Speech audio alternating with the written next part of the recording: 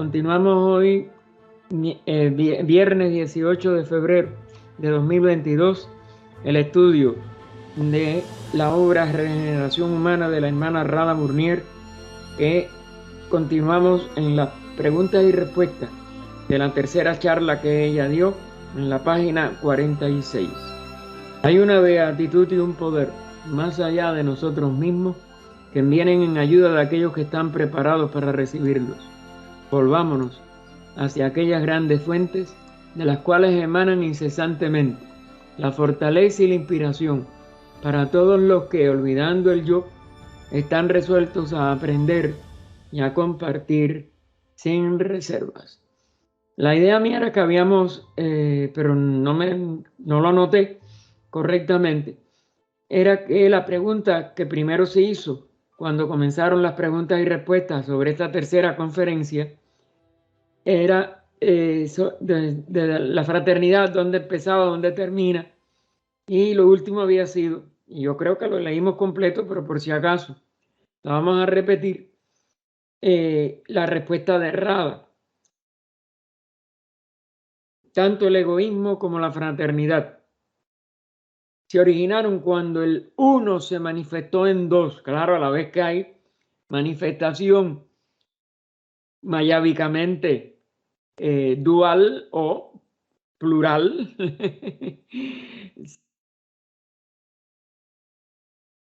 se termina la unidad de la seidad en un sentido aparente, en un sentido mayábico, lo positivo y lo negativo. ¿Se dan cuenta? O sea, el espíritu y su expresión en un cuerpo, en un vehículo, en la materia. El egoísmo y la autoconservación, igual, son dos aspectos que son uno en la realidad. Son de la naturaleza misma de la vida biológica. Claro, toda vida manifestada tiene estos pares de opuestos funcionando. En la etapa humana se transfirieron al nivel psicológico, cuando ya el ser humano busca todo para sí e instintivamente, de acuerdo a la herencia animal que traemos, y personalmente, porque la personalidad sabe que muere y tiene que tratar de protegerse. El instinto de la autoconservación es el lado oscuro, pero la oscuridad no puede existir sin la luz, así que de todas maneras, tarde o temprano, la misma tendencia humana a la separatividad, a protegerse, a ser el separado, el que gane o el que pueda predominar sobre otro, lo va a llevar a la luz de la fraternidad tarde o temprano, porque nadie puede tener una conciencia unilateral tampoco. Incluso en las criaturas sencillas hay fraternidad, y lo vemos en muchas manifestaciones de la vida animal. Si un cuervo es atacado, los otros cuervos se lanzan para alejar al enemigo, para distraer su atención y salvar al que está siendo atacado. Se sabe que los elefantes acuden para ayudarse unos a otros. Las ballenas tienen un gran sentido de fraternidad. Se convierten en víctimas de la crueldad humana, porque si una ballena es herida, las otras acuden enseguida para ayudarla, y todas son asesinadas. Así pues, parece que este instinto es también primordial. Coexisten las dos corrientes, es decir, la de autoprotegerse, pero también el sentido de solidaridad, de tratar de sentir la unidad con los demás. En definitiva, hay que trascender la oscuridad, claro, para que podamos llegar al menos a un equilibrio. Si predominan cualquiera de los dos en un nivel exagerado, pues la manifestación desaparece, porque no se puede mantener un equilibrio si ambas no están presentes de alguna u otra manera. Desde un punto de vista práctico, esto fue lo que yo anoté, mira, y no lo encontraba cuando lo buscaba. El último párrafo este es el que faltaba, así que ahora sí estoy seguro. Desde un punto de vista práctico, ¿no empieza la fraternidad con cosas sencillas? A veces nada más auxiliar a una persona que se cayó o que no sabe algo y uno le puede orientar. Simplemente con la amabilidad corriente, ¿ven? Cuando se empieza a pensar en términos de la otra persona, la que necesita algo, en lugar de pensar solo en nosotros. Nos gusta divertirnos, pero otra persona tiene que trabajar. Estamos preparados para sacrificar un poco de nuestro ocio, para ayudar a la persona que está trabajando. La fraternidad empieza de esa manera. Pero aun cuando seamos fraternales y amables en el sentido ordinario de la palabra, todavía persiste el sentimiento de diferencia con los demás. Porque claro, mientras estamos manifestados, claro que no somos la unidad. Y tenemos que tener una manifestación en algunos aspectos. Se sigue estando en un mundo de dualidad. Así pues, hemos de continuar practicando la fraternidad hasta que desaparezca la tendencia de la mente a ver en términos de dualidad. Incluso la palabra fraternidad sugiere que existe un hermano y uno mismo. Oye, ella puso yo misma. Claro, fraternidad es que hay varios hermanos o hay hermanos en plural. No es un sentido todavía de unidad. C.W. Leadbeater dice que en la conciencia búdica hay la experiencia de ser uno con todo lo demás. Esa es la que Annie Besant volcó en su invocación, que llamamos la gran invocación universal. Pero hay una etapa más allá de eso, donde no existe el yo, para ser uno con los demás. Todo se conoce como el uno. Claro. Este es en el nivel de la unidad, de la seidad, donde no somos ya un ser. Nos resumimos en lo que en los budistas se llama el paranirvana, donde no hay ya ser separado, sino la vida en su totalidad. Tal vez podamos decir que la fraternidad termina cuando existe esa unicidad. Es decir, no diríamos mejor la palabra termina, no, termina nos culmina, culmina en la unidad. Bien, entonces viene, que es lo que yo tenía marcado, la siguiente pregunta que se hizo por uno también de los presentes, ¿no? Siempre estas preguntas son pasadas por los presentes, pero nunca se le pone el nombre de la persona que lo pregunta. Se refería al tercer objetivo en el pasado, al estudio de los siddhis y a los fenómenos, o jamás se trató de que fuera eso. ¿Cómo podemos enfocar el tercer objetivo de una manera diferente? RH responde, el estudio de la teosofía demuestra que los poderes latentes en el hombre no son solo los poderes de los mundos inferiores, físico, astral, mental, que serían los que darían a una personalidad una superioridad sobre las demás personalidades y que puede ser también contraria a la fraternidad y al sentido de unidad, sino también los poderes de los estados superiores de conciencia que se expresan en nuestra vida diaria, en nuestra conciencia en los distintos planos. Los poderes espirituales del hombre que surgen en la conciencia unitaria son los más poderosos, son los principales poderes a utilizar, porque son completamente benéficos y nunca egoístas. Y esa opinión tiene su importancia. Es verdad que el egoísmo, cualquiera de sus formas, y en tener algo que otros no tienen, nada más que se puede convertir en una fuente de limitación y hasta de, como si dijéramos, fracaso en progresar verdaderamente en la vida espiritual. Y es la que dice, estamos acostumbrados, pues, al poder como medio de ejercer nuestra voluntad y dominar lo que nos rodea o a nuestros vecinos. Y hay que, le podríamos agregar, y hay quien aspira a dominar a todo el que se le pueda tener a la mano, ¿no? Es decir, lo que llamaríamos los dictadores innatos de la humanidad, que buscan siempre dictar nada más que su voluntad a todo el que se le acerque, a todo el que esté en su relación humana. El poder se utiliza para conseguir lo que queremos.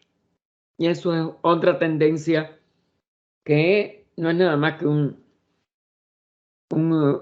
índice de egoísmo y por tanto un índice de ausencia de espiritualidad. La gente busca los civis para tener más control sobre las circunstancias o sobre la gente. En los libros de magia negra se prescriben métodos para desarrollar los poderes con el propósito de conseguir diferentes cosas. A la vez que la persona quiere algo para sí, esa magia ya no es blanca. Si se usan capacidades, civis, poderes, para algo que enaltece nada más que a una expresión separada del ser, pues ya no es magia blanca. Se tiñe enseguida por lo menos de gris. Y ya engendra un karma, hermano. Y eso es otra de las cosas que los maestros de sabiduría y los grandes instructores de la humanidad siempre han insistido.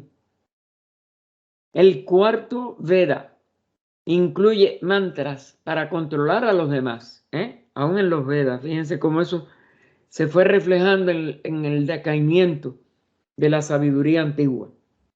Porque indudablemente las primeras instrucciones de los verdaderos rishis al inicio de nuestra raza fueron totalmente orales.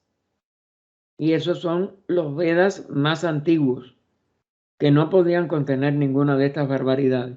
Porque esto ya es, a la vez que alguien controle a otro, están en magia negra.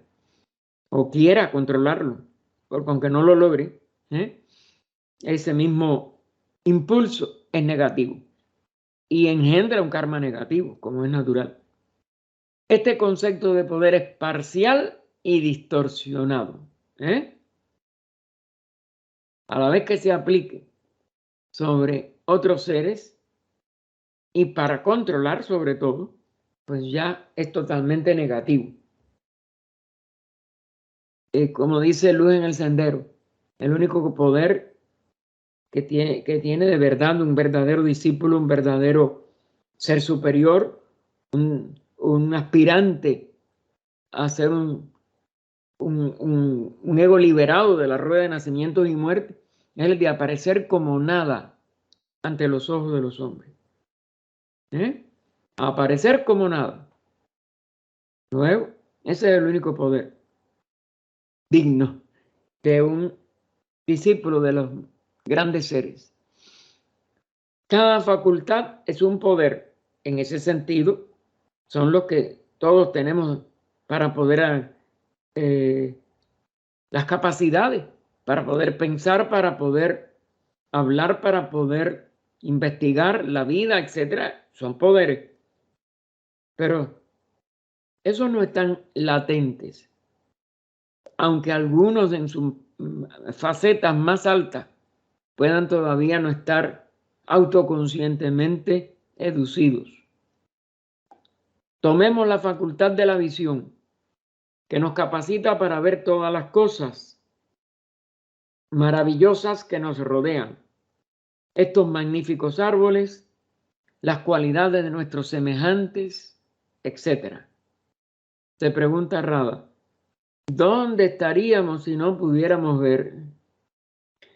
Fíjense, y verdad, ese es uno de los sentidos más necesarios y que más hacen sufrir a las personas que lo pierden o que nacen sin él. Esas facultades al desarrollarse representan una expansión de conciencia. Cualquiera de los sentidos nos da una expansión de conciencia. Cualquier ausencia de un sentido, del oído, de la vista, del gusto mismo, del tacto, ni hablar, imagínense, pues limita mucho nuestra vida y la conciencia que podemos aplicar a ese cuerpo durante esa vida. Cuando vemos el árbol, eso es conciencia. Si sentimos la belleza y la dignidad del árbol, la facultad de la conciencia se ha ampliado. Hay un poder mayor. Y en este caso, no puede sentirse o usarse como algo negativo, ni debe nunca jamás aplicarse a nada negativo.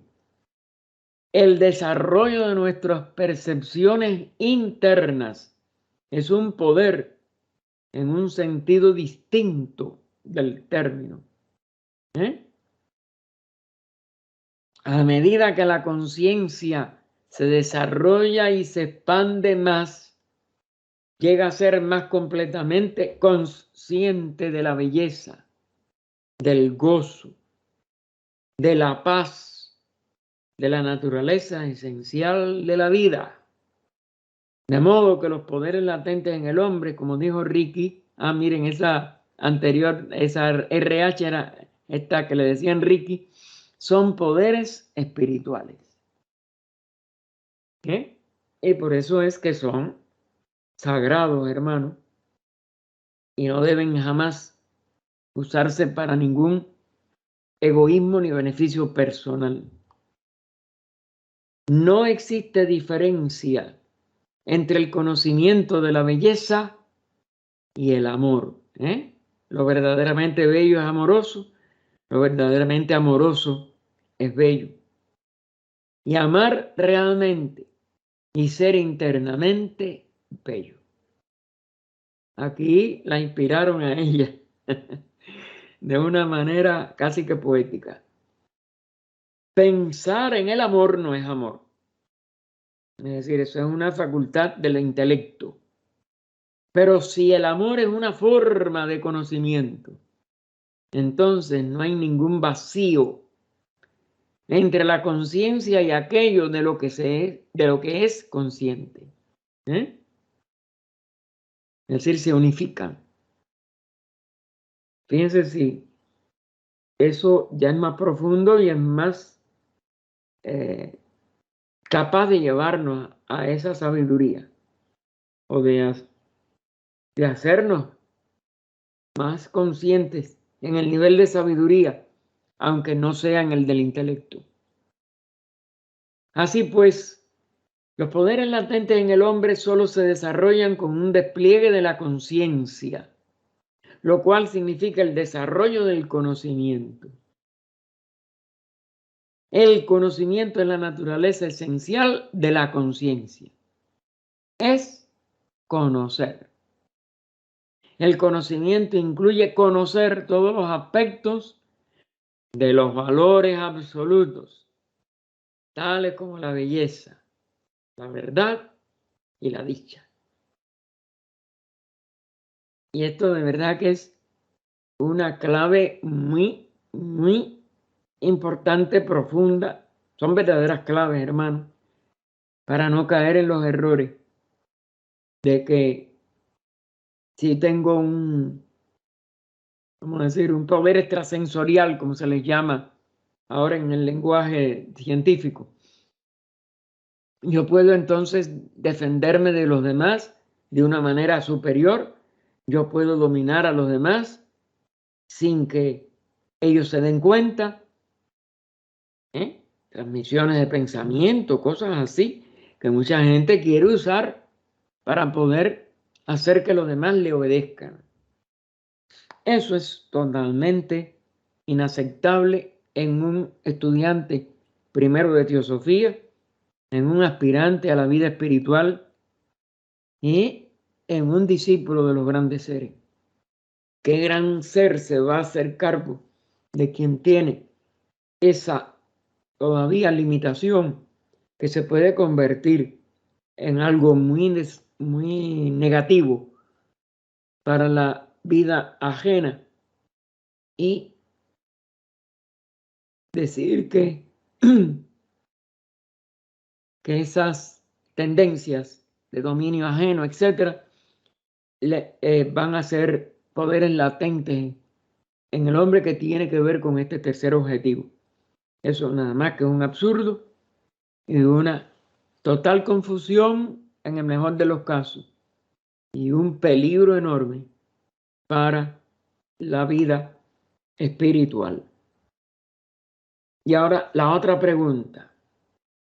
En el libro Ocultismo Práctico, que no es un libro, recuerden que el Ocultismo Práctico fueron 4, creo que son 3, 4 artículos que ella publicó, no recuerdo ahora bien si fue todavía en Teosofía o en Lucifer, me inclino a pensar que fue en Lucifer, cuando precisamente estaba ya la parte de fundar la escuela esotérica y una serie de cosas, y ella parece que temió que dar esta línea de ocultismo ya más profundo, primero al grupo de los 12, o el círculo interno, como se le llamó, y después dejarlo a través de la escuela esotérica como una puerta hacia enseñanzas y explicaciones de las enseñanzas en un nivel más profundo.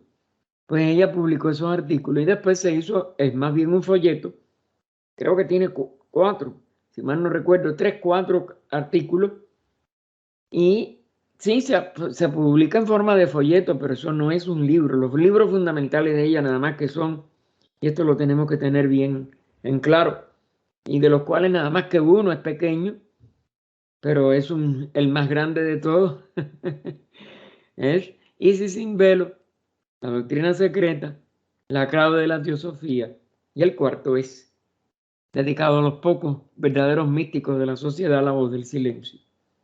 Pero es tan inmensa la fuente, aunque sea idéntica en cierto aspecto a la doctrina secreta, es decir, el libro de Kyuté y las enseñanzas en estancias de la formación del universo y de la formación de vamos a decir, la formación no, la manifestación de las distintas etapas de evolución humana, el microcosmo, del macrocosmo, pero esas enseñanzas eran ya nada más que en un sentido práctico. Y vuelvo a repetir, ella sabía los peligros que tenía de ella enseñar estas cosas, aunque la tengan muchos velos en el nivel de ocultismo práctico y mucho de lo que no tiene capacidad de llegar a expresarse en palabras en la voz del silencio. Por eso el silencio no es las palabras externas que usamos en la vida personal. La voz del silencio viene y adviene a la parte superior de la conciencia humana. Rada también es la que contesta, al inicio al menos, dice: las artes ocultas se refieren básicamente a los siddhis. Arte, fíjense, esto es otra de las cosas, es la ciencia oculta. Se refiere a esta sabiduría que llamamos teosofía. Pero cuando ya se habla de arte, arte es una práctica, es una capacidad creadora para poder aplicar algún conocimiento en el primer nivel, alguna sabiduría en niveles más profundos. Pero es arte, porque es poder actuar a través de estas leyes y de estas capacidades, no me gusta llamarle poderes, de esta capacitación para poder hacer el bien, que es para lo único que, y el bien universal, no bien particular. El bien particular ya no es un bien si se usan estos aspectos del ocultismo práctico. Y entonces ella continúa. Las artes ocultas se refieren básicamente a los siddhis. Los libros hindúes los han clasificado porque a la gente de la India, el Tíbet y algunos otros países orientales les gusta clasificarlo todo. Los siddhis incluyen la capacidad de hacerse muy pequeño o muy grande, muy ligero o muy pesado, de controlar a los demás. Aquí está el peligro. De tener clarividencia, ahí está otro peligro, etc.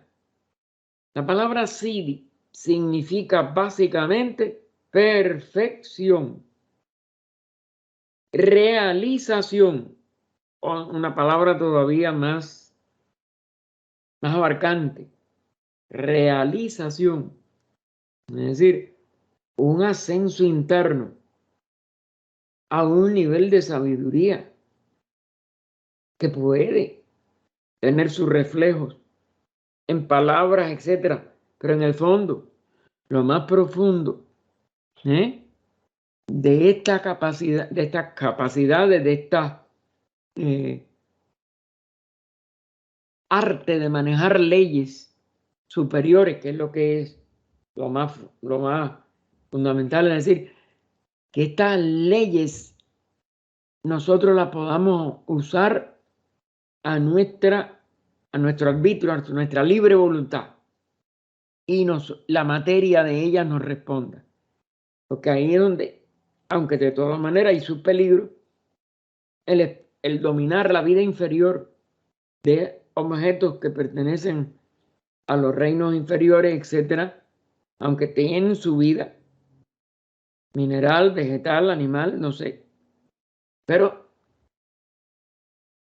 ellos están en una limitación que nosotros podemos ayudar a u operar de manera que ellos puedan expresar esa vida de una manera diferente, o se puede usar esa vida de una manera, o las características de expresión de sus cuerpos, de sus expresiones materiales, de una manera más útil a la humanidad.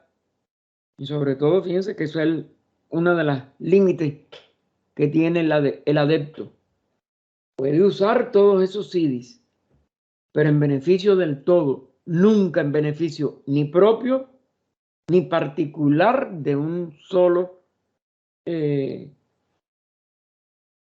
expresión de la vida divina en un reino como el humano o en el reino animal, etc. Nada más que lo pueden usar en un sentido así, genérico, total, omniabarcante, etc. Sí, dime, Magali. Es parte de lo que es nuestro tercer objetivo de la sociedad. Claro, sí. Es esa parte de descubrir los poderes latentes en el ser humano. Exacto. Que son cualidades superiores, pero que no la podemos manejar para ejercer poder, sino bondad. Correcto. Ahí es donde está como dijéramos, el nudo gordiano, el que no podemos traspasar sin entrar en una responsabilidad de convertirlo en magia negra, y que los adeptos jamás los maestros pueden, como si dijéramos, violar. Los maestros de sabiduría están comprometidos a no usar ninguna de sus capacidades superiores a la humanidad que les rodea de una manera para el beneficio de un solo ser, o sobre todo de una expresión de la vida que está en relación directa con ellos, etc. No, que esto fue una de las cosas que Cine no entendía. Siddhi quería que se usaran todos esos poderes para, vamos a decir, con una creencia que tenía él, una opinión, era una opinión más bien, La opinión de que si eso se hacía, la humanidad iba a ser convencida. Y ustedes tienen la primera respuesta a la primera carta de Sinet, que aunque no tenemos la carta de Sinet para saber la forma en que él se lo explicó al maestro, pero lo podemos deducir de la respuesta del maestro, donde él le dice, usted cree que usted convencería, no convencería a nadie, y usted mismo sería objeto de persecuciones, de acusaciones horribles, si de verdad lo logramos hacer. Es decir, pacto con el diablo, envidia, ni se sabe lo que hubiera destapado una caja de Pandora completa. Cuando Sí, él también él lo advierte cuando lo del Pioneer, la publicación. Exacto. Él quería que saliera en Londres y en India a la vez. ¿Qué usted va a hacer cuando eso salga? Figúrese, ¿quién iba a creer si en aquella época nada más que existía el telégrafo? ¿Quién podía telegrafiar un periódico completo? Y los periódicos, sobre todo, yo no sé el Pioneer, ese pionero, cómo sería, de cuántas páginas, pero el periódico principal de Londres de aquella época era como los periódicos de ahora ya, con una cantidad de páginas que imagínate, fotografía, esto, lo otro. ¿Quién podía hacer eso falsificadamente? Y entonces eso iba a llevar a esto, a de que la gente iba a tener siempre una teoría de conspiración, como se les llama ahora, a todos los que no aceptan lo que la prensa o lo que un político o lo que un médico mismo dice, etc. Y entonces, figúrense, se ya hubiera llegado a una debacle. Si los maestros lo complacen, hubiera sido debacle. Y sin embargo, él nunca entendió y siempre quiso más fenómenos, más fenómenos, más fenómenos. Era una obsesión de que se produjeran fenómenos que iban a convencer, creía él, a la humanidad. No se convence al que tiene inmadurez para poder concebir estas leyes y y su uso por otros seres, porque ellos ninguno lo podía usar de esa manera. Y eso es lo otro. Eso provoca un complejo terrible que la persona no va a resistir, no hubiera podido resistir. La palabra siddhi significa básicamente perfección, realización. Si se utiliza la palabra, perdón, si se utiliza el plural siddhis, en plural, ¿no? Significa todas estas cosas. También puede utilizarse en singular para indicar logro de la perfección. Es decir, no para un poder específico, sino para señalar al ser que ha logrado perfeccionarse totalmente. Un siddha o siddha, que es como debía de pronunciarse, es un hombre perfecto. Es pues un sinónimo de Mahatma o Mukta, o Jivan Mukta, como también se usa la palabra compuesta, Jiva, que es la vida, Mukta, vida liberada, ¿no? Un hombre liberado. Así pues, la palabra siddhi se refiere a la realización espiritual. Volvamos ahora al ocultismo y a las artes ocultas, que lo que les digo, hay una diferencia enorme entre el ocultismo en general, que es el estudio teórico de todas las leyes no conocidas o no aceptadas más bien, porque muchas, aunque se conozcan, el materialismo y el fanatismo, como dijéramos, ignorante, fanático, bueno, a la vez que se dice fanatismo ya, estamos diciendo la ignorancia, pues tiene que buscarle una explicación en consonancia con esa ignorancia. Y lo principal es acusar de brujería, acusar de mago negro al que precisamente no es mago negro. Pero se puede convertir en mago negro cualquier persona que trate de usar todo eso, no en beneficio de la totalidad humana, sino en beneficio de sí mismo, de un grupo o de lo que sea. Pero que no es la humanidad en su integridad, ni la vida en su integridad, porque más que la humanidad es la vida en su integridad. Y entonces Ricky no, le dice, el ocultismo es el conocimiento de todo lo que no es perceptible a los sentidos físicos corrientes. Conocimiento de todo lo que no es perceptible a los sentidos físicos corrientes. Es la percepción de las realidades de un mundo más sutil que el físico. En cuanto a las artes ocultas, tenéis que considerarlas cada una por separado.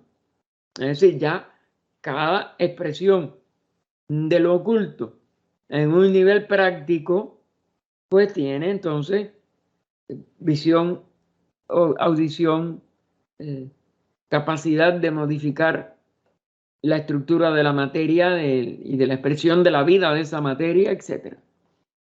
Hay otro de los asistentes, EA, que dice, tal vez es la diferencia entre la acción egocéntrica y la acción que no es egocéntrica.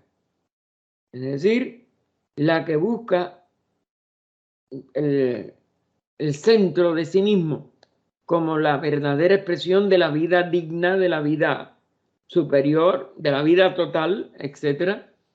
Y el que ya se da cuenta que lo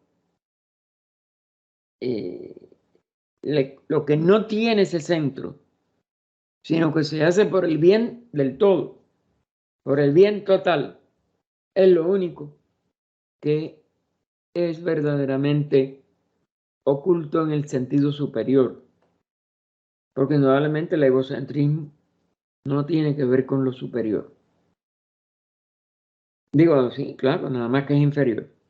Y es mayábico, porque es el resultado de sentirnos separados y nadie está separado. Y por tanto, por eso incide de todas maneras negativamente en los demás.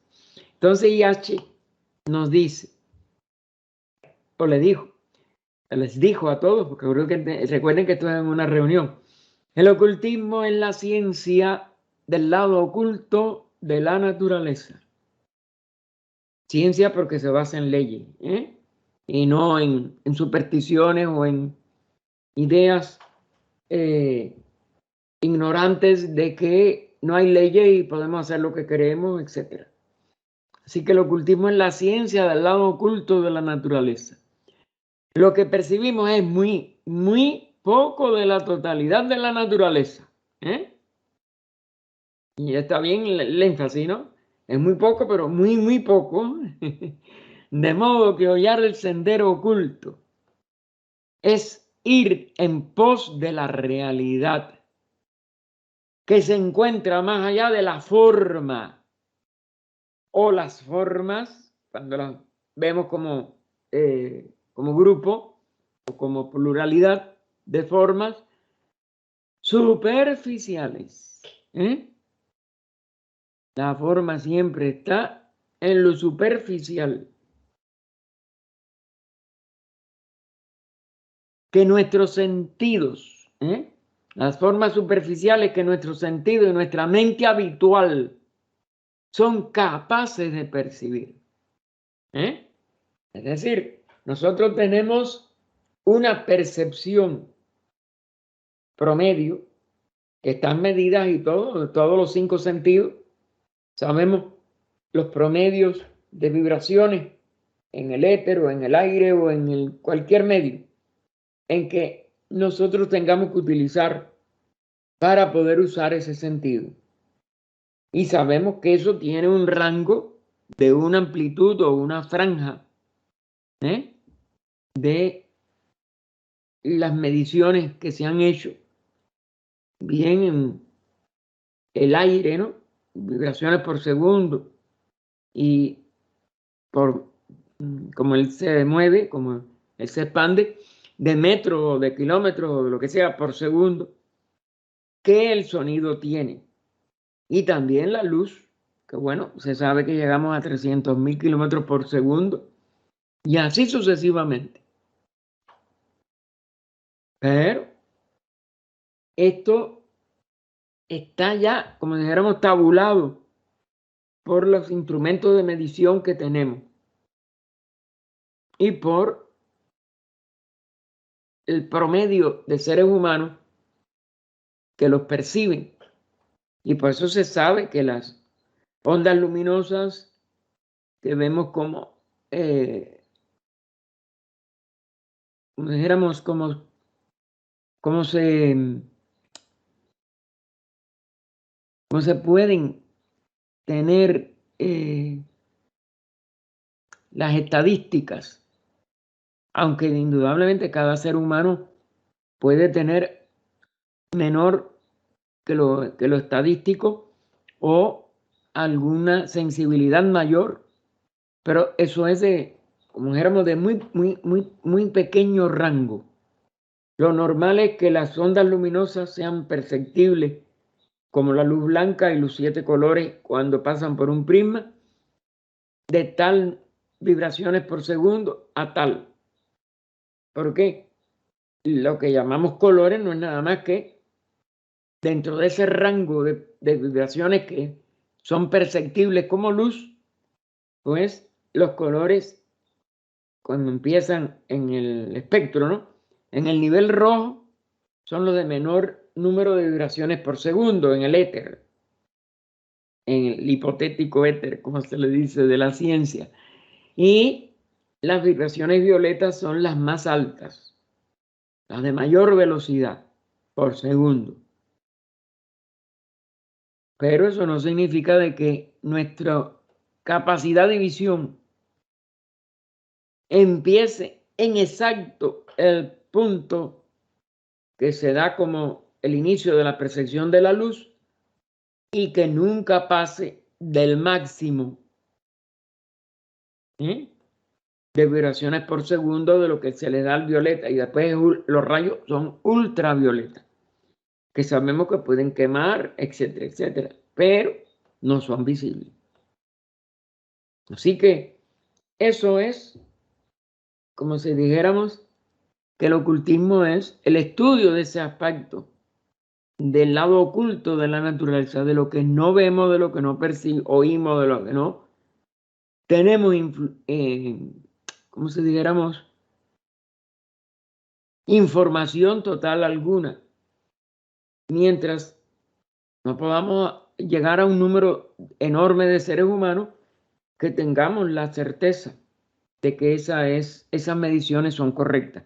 Claro, esto ya viene haciéndose hace mucho tiempo y más o menos, vuelvo a insistir, el ser humano promedio tiene nada más que eso, pero indudablemente que un ser como los discípulos de los maestros pueda, si se sometiera a esas mediciones, etcétera, porque es muy difícil que lo haga, no se quiere llamar la atención en la teosofía de estas enseñanzas, nosotros podemos, como es natural, saber que en un estricto, consideramos, estricta capacidad individual de cada ser humano, pueden haber pequeñísimas diferencias que no son quizás medibles a veces o lo que sea, pero que en un ocultista sí serían medibles. Porque él sí podría demostrar lo que espero. Eso no interesa si es de la línea positiva. Interesaría si es de la línea egoísta o de magia negra o de magia al menos gris. Y entonces continúa esta persona IH. Con relación a las artes ocultas, me gustaría remitirles a un ensayo de HPV sobre ocultismo y artes ocultas. Es de esa misma, pertenece a esa serie de artículos de ocultismo práctico. el término artes ocultas, que ella lo define muy bien, creo que es la segunda de las pláticas, pero fueron pláticas de ella y después se publicaron en forma de libro, porque no había la forma, como es natural, de ampliarlas más por el peligro de lo que ella planteó allí. Nada más que era una llamada de alerta para que no fuera a caer las personas que usaran las instrucciones que ella había dado de una manera dolosa o egoísta en relación con el resto de la humanidad. Así que con relación a las artes ocultas me gustaría remitirle a un ensayo de HPV sobre ocultismo y artes ocultas que está en ese ocultismo práctico. El término artes ocultas se aplica normalmente al uso o al abuso de poder con fines egoístas. Pero no siempre. Las artes ocultas también fueron practicadas por algunos de los grandes instructores, algunos de los grandes vamos a decir, seguidor, discípulo, porque ya el seguidor nunca tiene esa capacidad o normalmente no la tiene.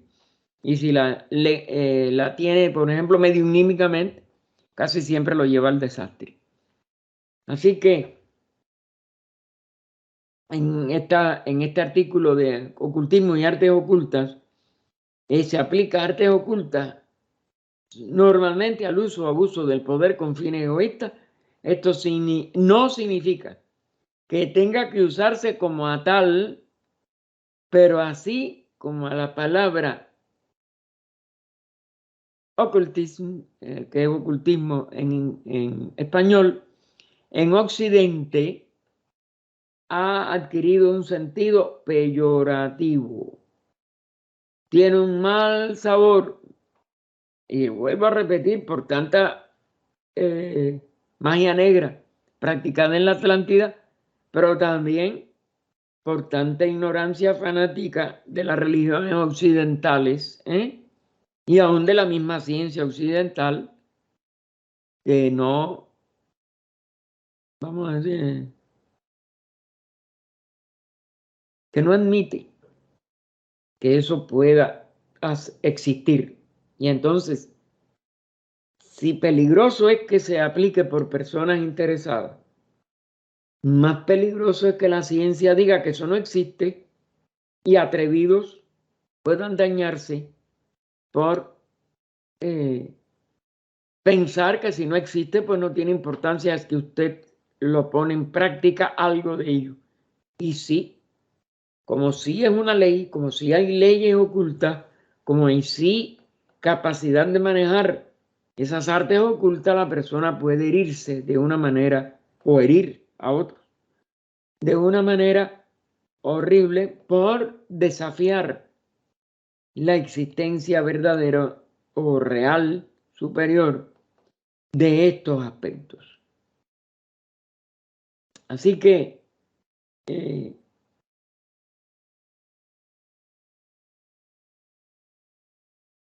general hay, como pone esta persona que responde a las preguntas, tiene un mal sabor, una mala connotación. El ocultismo se confunde a menudo con las artes ocultas. Esto no es bueno ni malo. Es la ciencia de lo invisible. Pero si la persona no tiene control sobre sí misma, sí puede ser un peligro enorme que la arrastre a hacer mal, primero inconscientemente, pero también si no hay la ética más alta en que termine moviendo todo lo que es proclive o tendiente a lo egoísta.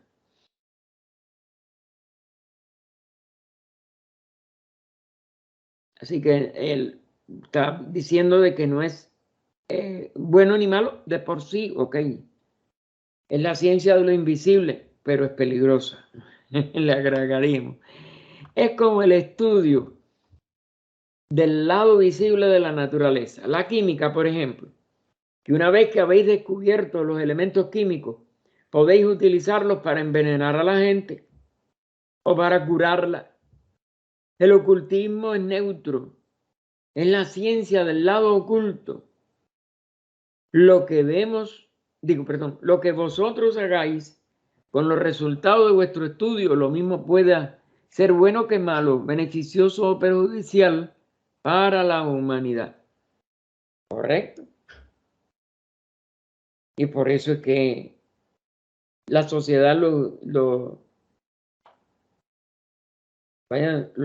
han tratado de cuidar por la lección que dio el hundimiento de la Atlántida. Vamos a decir, por ignorancia, pero también por inmadurez que lleva a las personas a través de su egoísmo a hacer daño en proporciones que todavía no puede ni medir, que no puede ni verdaderamente tener el control o la capacidad para controlarlo. Porque también estas fuerzas, a muchas personas, una vez que las despierten, les van a arrastrar porque no tienen la estatura para poder resistir lo que llamamos las tentaciones. Y estas fuerzas son inteligentes, pero si no están salvaguardadas en un nivel de magia blanca, pues estamos en el peligro de que desemboquen en una magia gris primero, negra después. Y entonces le pregunta, ¿querría usted explicar por qué HPB utilizó la frase la gran renuncia del yo en relación a esto, en esos trabajos de que se están haciendo mención, que vuelvo a repetir, no es libro, sí, pero sí es, ¿cómo decir? Un intento de explicar cosas que si no se tiene la altura que se necesita, pues la explicación lo que puede hacer es más daño que bien. Y sobre todo, el meternos, porque como no hay nada que sea inerte, estas energías, estos poderes, vamos a llamarle otra vez, o sidis, son la expresión de vida, de reino, que pueden ser de elementales, etcétera, pero que también pueden dominarnos. Pero que si son de entidades más avanzadas, podemos atraer a delincuentes, a personas de bajo escrúpulo. Así que eso tiene que ver también con esta. Hay que renunciar al yo separado. Pero la renuncia esa no es un papel que tengamos nosotros ya la capacidad de elevarnos a la conciencia universal y vernos nada más como una expresión de la conciencia divina, de la conciencia del todo. Y entonces, eso es lo que vamos a ver cómo lo va a explicar primero esta persona IH, que dice, puedo decir algo sobre eso por el modo de escribir la palabra yo. Tenéis yo escrito en minúscula. Porque la pregunta, ¿no? La gran renuncia del yo, pero del yo inferior, del yo personal. Que es lo que debieron de haber quizás agregado. El yo personal siempre es un yo falible, siempre es un yo que no va a llegar a los verdaderos alcances espirituales que se necesitan para renunciar a ese yo.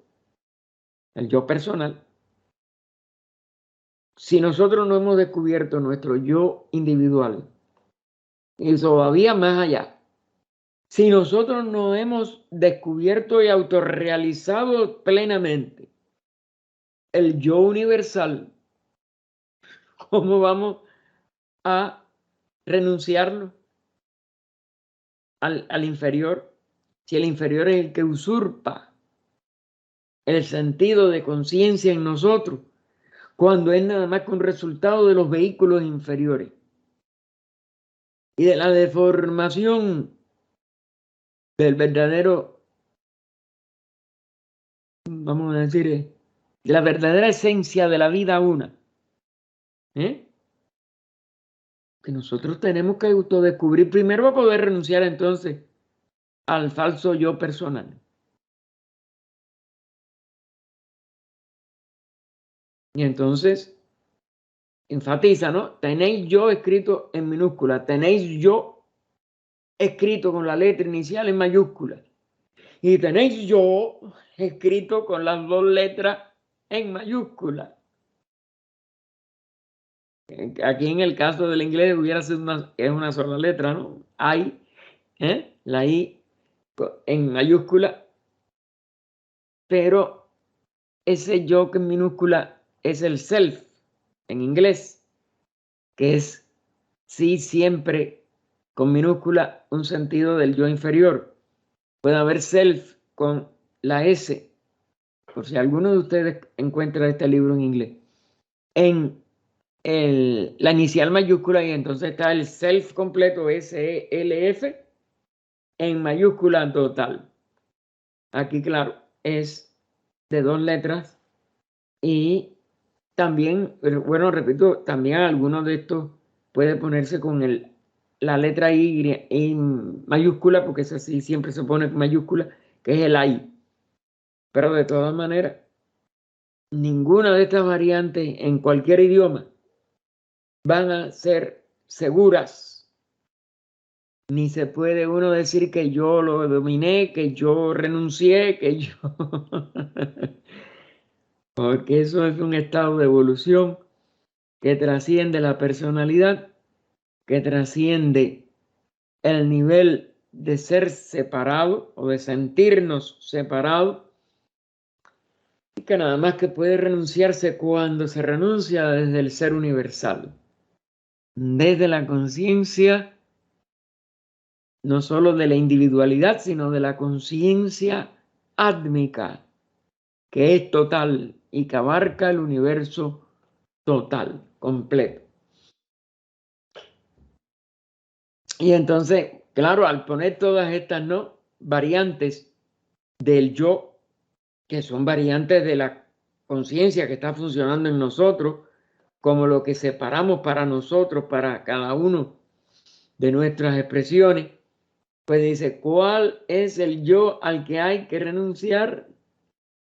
En el inicio del sendero, donde estamos la mayoría de nosotros. Yo no estoy ni en el inicio, hay que ser aspirante a ser, a entrar en el sendero, esto no es fácil. Tenemos que renunciar al yo inferior, está refiriéndose, claro, al yo personal. Pero eso no se puede renunciar mientras no alcancemos determinada estatura en el sentido superior, determinado crecimiento interno. En el inicio del sendero, donde estamos la mayoría de nosotros, tenemos que renunciar al yo inferior, es decir, al personal. Por eso hay que ponerlo con minúscula, que sería el self en inglés, sin mayúscula.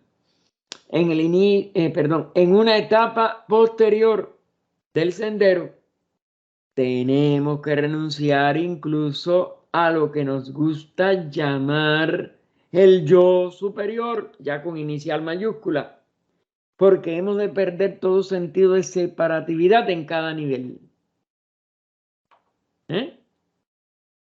Y la personalidad tiene un sentido de yo personal y sin inicial mayúscula, a la vez que entramos al nivel siguiente superior, es decir, donde está, como se dice, la realización búdica o la realización átmica, hasta cierto punto habría que decir también. Bueno, Buddhi-Atma, porque en realidad esa es la que libera a la mónada de la rueda de nacimientos y muerte. Y es una dudada, nunca se hace con un solo principio. Así que tenemos que perder ese sentido de separatividad en cada nivel. Nivel personal primero, en el nivel individual segundo, en el nivel total de la constitución total del ser humano, que es cuando se deja de ser un ser humano y el hombre entra en la jerarquía. Y ya entonces no hay yo como separado. Y la jerarquía es ya un sentido de unidad, aunque cada uno aporte. Este es otro de los misterios para nosotros mientras no alcancemos ese nivel de una jerarquía, de la fraternidad, de una jerarquía que ayuda a la humanidad a quitar, vamos a decir, al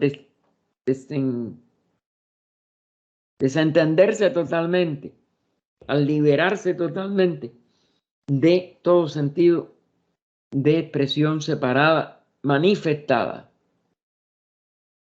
Y entonces nada más que hay una jerarquía que tiene un sentido de manifestación de la jerarquía, aunque se exprese con una unicidad que nadie repite. Recuerden que esto es lo que siempre hay que insistir. Si no, la evolución sería un juego de, vamos a decir, de tontos. Y entonces continúa así, pues también ha de haber una renuncia de eso, es decir, de lo individual, de lo separado como un individuo. De otro modo, nos apegaríamos a la idea de que cuando el universo termine, ya ha sido consumido al final de los tiempos o al final de su ciclo, si es un ciclo menor, en alguna parte habrá una chispa de luz que sea el yo. Y en el Mahapralaya no queda nada, de nada, de nada. ¿Cómo vuelve a surgir en el siguiente Mahamanvantara? Como dijéramos, con todas las etapas de evolución posible, no solo la del yo y la del no yo y la del nivel humano, sino la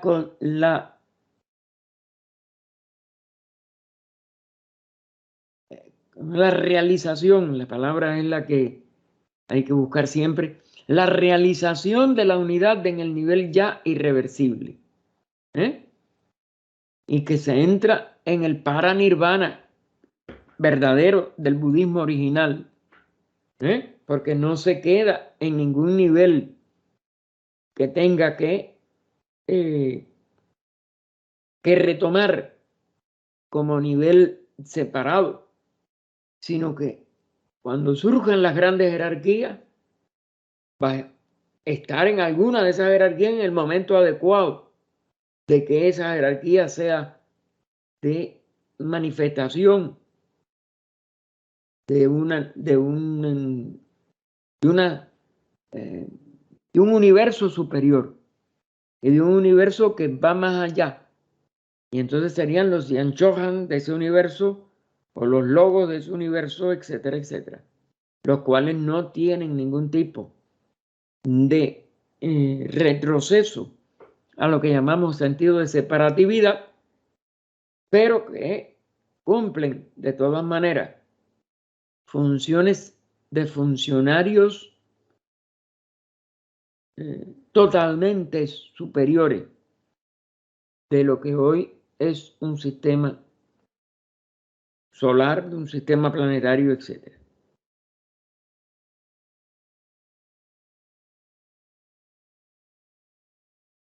Pasemos entonces a Rada, que dice otra vez: hay una serie de preguntas sobre los maestros. Las trataremos todas juntas, figúrense.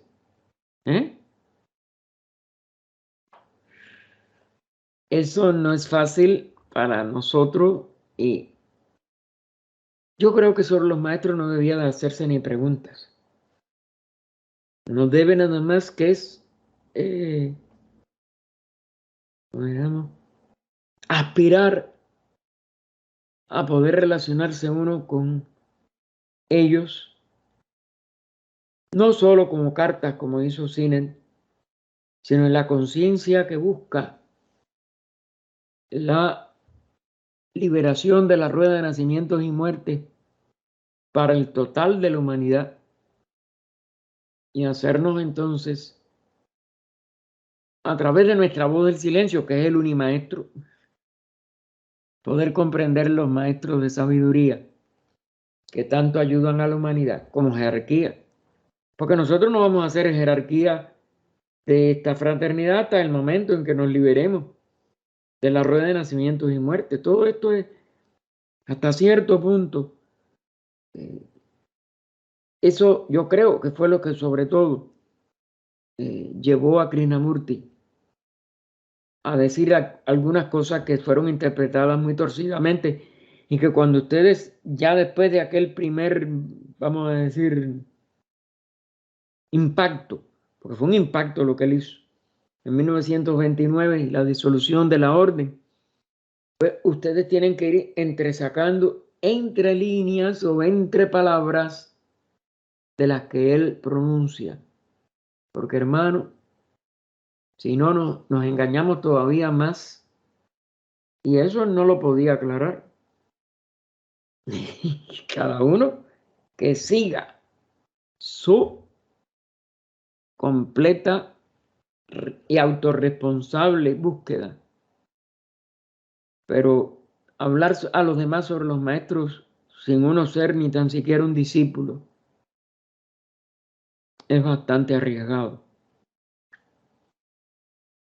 y es bastante peligroso que desviemos por una ignorancia nuestra a una bien intencionada alma que trata de, en estos momentos, buscar a tientas un misterio tan profundo como es el de el nivel superior que está por encima de nosotros como humanidad, a lo cual nada más que tenemos que tener un respeto, reverencia y gratitud por lo que ellos hacen por la humanidad. Bien, y ella las glosó, las integró, porque esto es una integración que lo que ella hizo, que casi todas están basadas en estos conceptos personales e ignorantes que la mayoría de nosotros, desgraciadamente, nos autodelatamos de nuestra ignorancia cuando nada más hacemos la pregunta. Dice: en el trabajo externo de la sociedad teosófica raramente se habla de los maestros, gracias a Dios. Y si se hace, es principalmente a través de la tradición de Peter Hudson, que fueron los dos últimos que mantuvieron mayor, ¿cómo se llama?, difusión de lo que ellos creían que podía ayudar. Ya Jinarayadasa, aunque participó junto con ellos en sus primeros, sobre todo, fundamentos de teosofía, algunos otros etapas, pero cuando uno ve las últimas etapas de Jinarayadasa se daba cuenta que aquello, y ya el señor Sri Ram fue el que empezó a poner orden en la casa. Lo que ya estábamos muy en contacto con la sociedad en el 53, cuando ya, pero ya en los últimos años, en la logia Dharma sobre todo, después de dos personas que tuvieron de presidente y que tenían su arraigo en formas de espiritismo y de comunicaciones, sobre todo. Ya más nunca. Y no había muerto el señor Sri Ram. Digo, el señor Jinarayadasa. Pero ya después del señor Sri Ram, si se estudiaban las cartas, a buscar significado, a buscar enseñanza, pero no curiosidad de cómo eran ellos, cómo esto y lo otro, eso. Y de fotografías y de cosas de esas que ya las había a la venta en muchos lugares. Jamás eso yo lo vi en mi logia. Gracias a Dios. Gracias a Dios. Bien. Pero, por ejemplo, el estudiar la Dieter, eso no significaba que no se le estudiara. Pero, nada más, lo que él decía y seguimos. Sin tratar de avivar la curiosidad, que es donde la curiosidad, hermano, es muy mala. La otra pregunta, deberíamos encontrar una nueva manera de presentar a los maestros y su trabajo en la sociedad teosófica. Deberíamos ver a los maestros como fuentes de energía o como seres humanos físicos. Bien, Rada contestó. Hay una afirmación de HPB que podemos encontrar en los escritos coleccionados, collected writings, en el sentido de que los que dicen que quieren ver a los maestros no saben qué están diciendo. No sabe lo que están diciendo. Y eso no fue los que siguieron HPB, la misma HPB, ya en su época, hermano. Recuerden que el que Schmiesen pintara a dos de los maestros fue hasta cierto punto nada más que una concesión por agradecimiento. El pobre cine no daba para más. Pero bueno, dijo que si lo que la gente quiere ver es el cuerpo del maestro, la fotografía, el rostro, solo piden ver una simple concha o máscara. Una personalidad, la máscara, lo que esconde. Incluso nuestros cuerpos son parte de la personalidad, claro. No es solo la cara, no es solo el rostro, no es solo la figura externa. Y entonces la personalidad completa es una máscara. Cuando vemos las características físicas de unos y otros, no vemos el verdadero ser interno. Sobre todo, hermano, lo más que se pierde es que aún en los nombres, sin llegar a esta venta de fotografías y de cosas que se hizo muy lamentable y un negocio, sobre todo, y una superstición en otro, que si uno tenía una fotografía de un maestro, ya uno había dado un paso.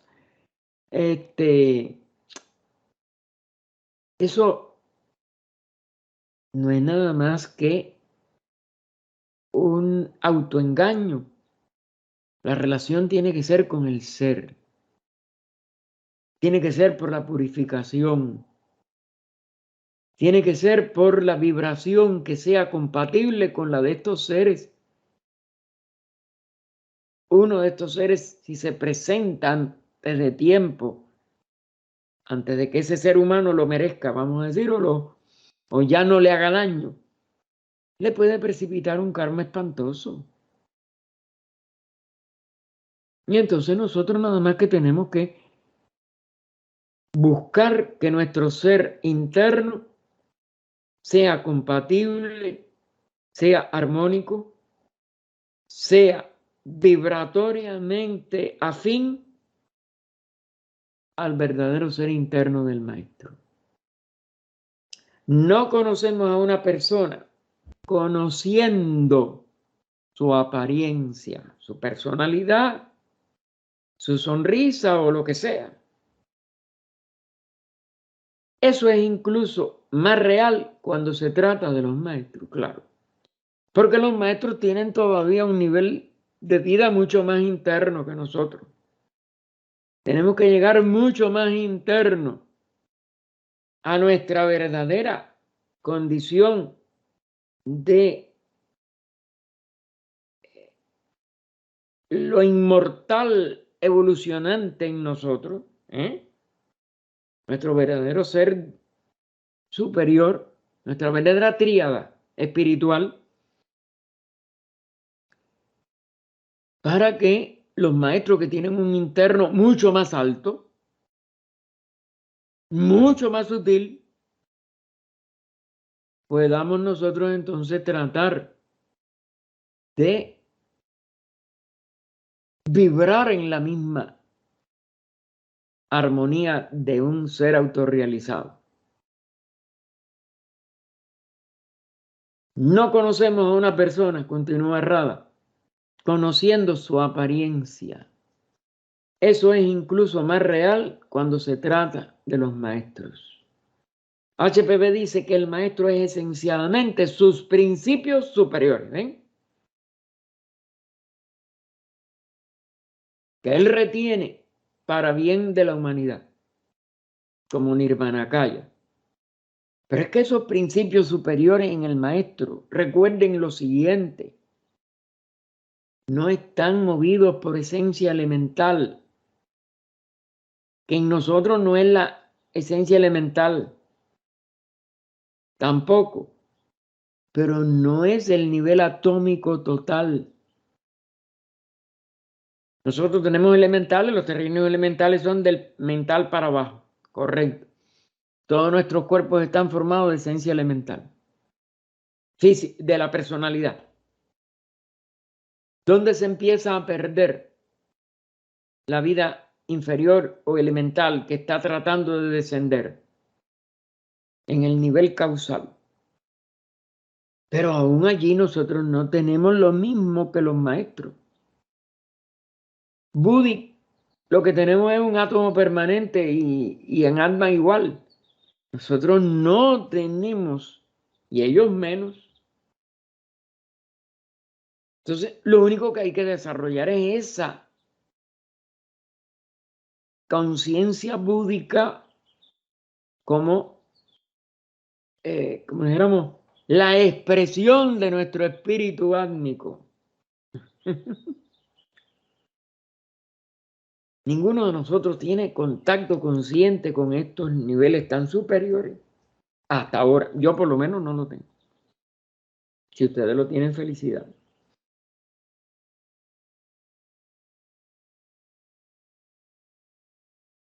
Así que la conciencia de estos seres, al estar nada más que en eso superior, está en todas partes.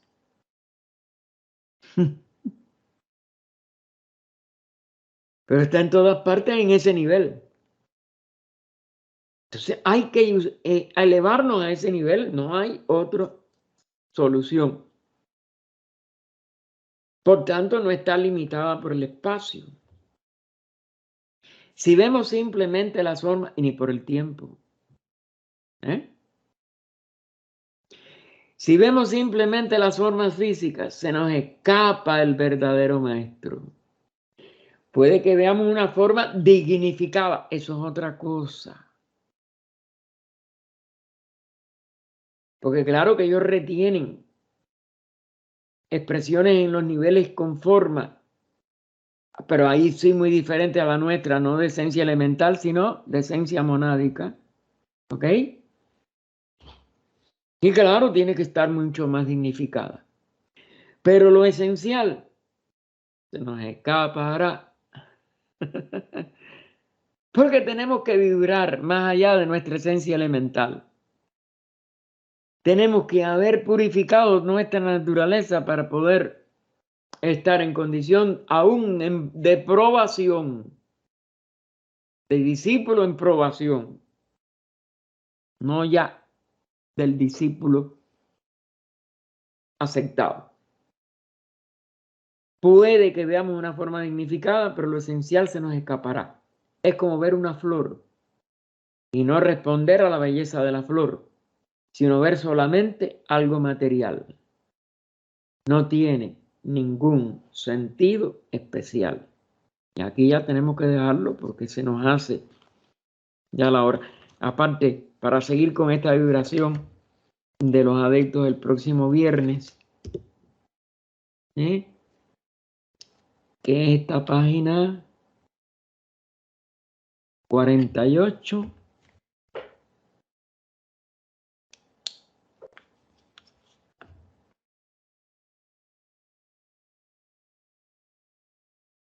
Y lo voy a marcar igual que hice esta vez.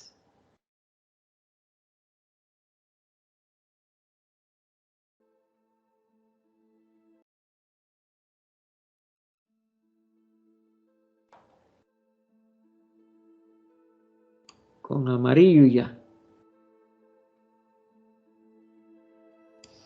Oh vida oculta que vibras en cada átomo, oh luz oculta que brillas en cada criatura, oh amor oculto que todo lo abarcas en la unidad, que cada ser que se sienta uno contigo, sepa que por lo tanto es también uno con todos los demás. Paz, paz, paz a todos los seres. Hermanos, estamos en una parte verdaderamente sublime. Así que esperemos que el próximo viernes podamos unirnos de nuevo y que en una hora los que puedan participar de nuestra sesión del viernes del grupo de que estamos estudiando los principios y se me van los y símbolos, ¿no? Como y axiomas. Y axiomas. Perdónenme, no me viene a la mente nunca la palabra acción. Principios y axiomas de HPB, que podamos estar también 2 horas con este resumen de ideas y de enseñanza que ella recibió de los maestros, de estos seres tan extraordinarios.